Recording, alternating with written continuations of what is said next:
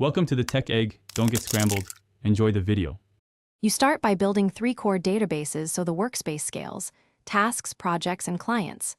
Once created, add properties like status, due date, priority, and assignee. These drive filters and views.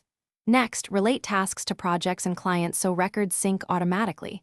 This prevents duplicate entry and gives context. Make sure to pick property types deliberately. Select for priority, date for deadlines, person for assignee. Doing this upfront saves time later. Once your databases exist, design the views that match how you work. Create a Kanban by status for quick triage, a calendar to spot deadline conflicts, and a today view filtered to do or high priority. Then build templates for common task types so you can create standardized entries in one click. Add a formula or integration for recurring tasks, and set automations to move status when a date passes. This reduces manual updates and keeps your dashboard accurate.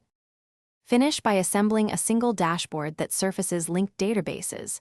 Embed a tasks view, a project progress rollup, and key metrics like open task count and next due date. Once done, configure quick actions, new task button, template menu, and align permissions so collaborators can update items. If something goes wrong, inspect relations first, then filters and property types. Mismatched property formats are the usual culprit. If views disappear, check the filter logic and restore a simple unfiltered view to isolate the issue. Thanks for watching. Consider subscribing if I helped unscramble your problems.